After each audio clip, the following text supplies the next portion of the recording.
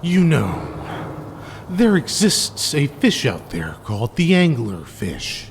Now, most of you listening are probably thinking the female anglerfish. Well, what about the male anglerfish?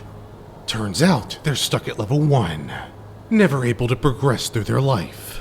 And what's worse, they need to rely on someone else just to live. Not really the life I would want to live, but those were the cards they were dealt.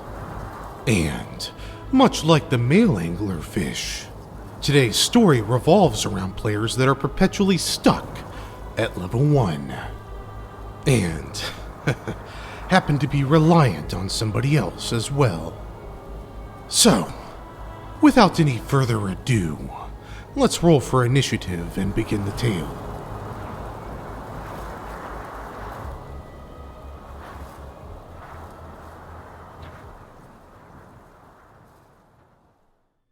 I planned for this to be a whole lot shorter than it is, but after I started, I just kept thinking of more and more things that frustrated me. Note, I don't hate my DM or his game.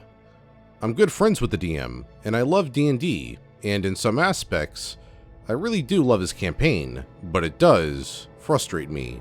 To begin, my DM is one of those guys. He'll spoil threats he's made, bragging about how strong they are and how high their AC is, and how what he's told us isn't even the strongest thing he's made. The main threat of this campaign is the apocalypse, which has happened before and is totally ancient and super mysterious and deadly. If it's so epic, sorta makes you wonder why it constantly needs to be repeated.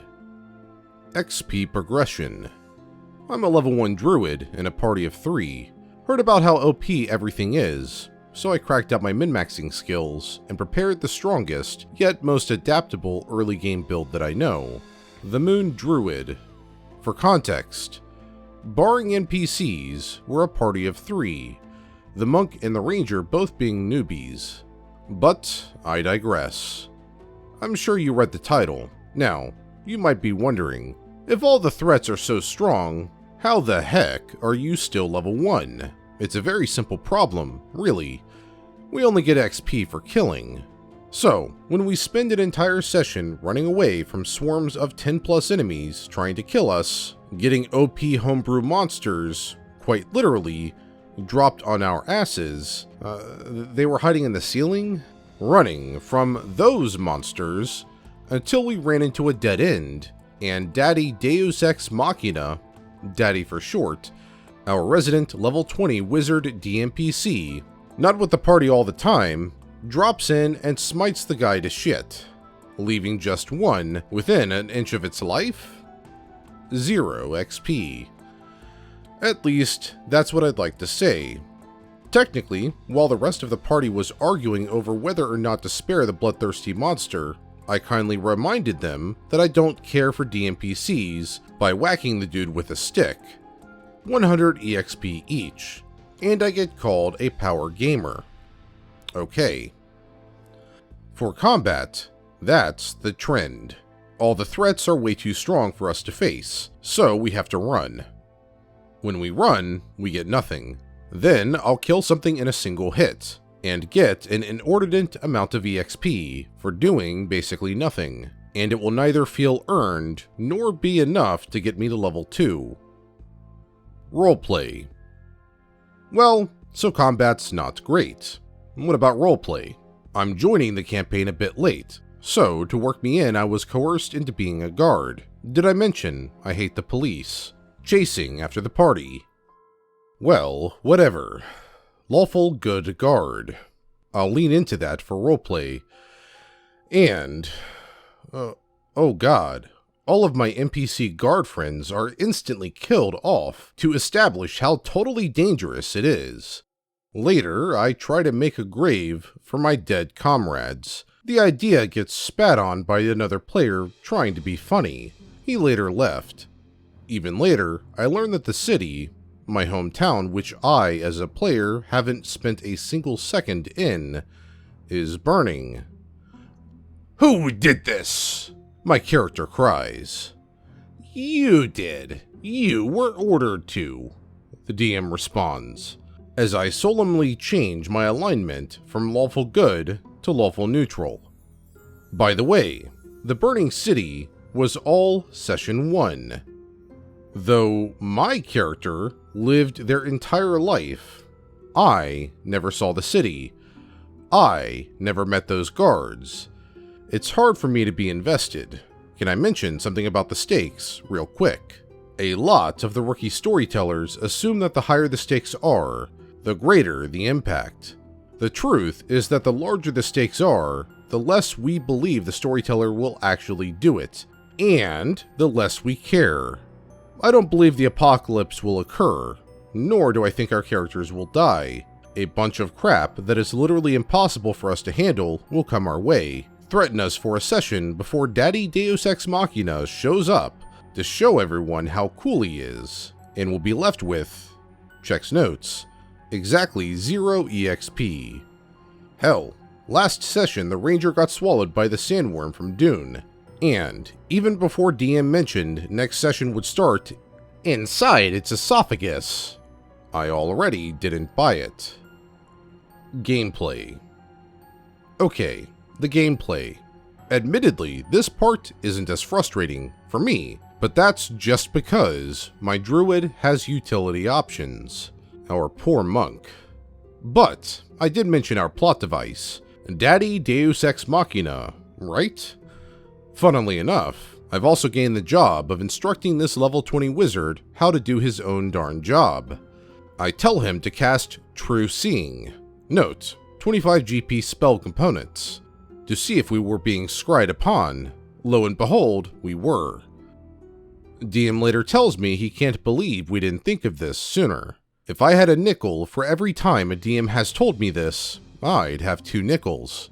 Which isn't a lot, but it's weird that it happened twice. Fact of the matter is, players are not as present in the world as DMs are. Some stuff just doesn't occur to us. Give us hints.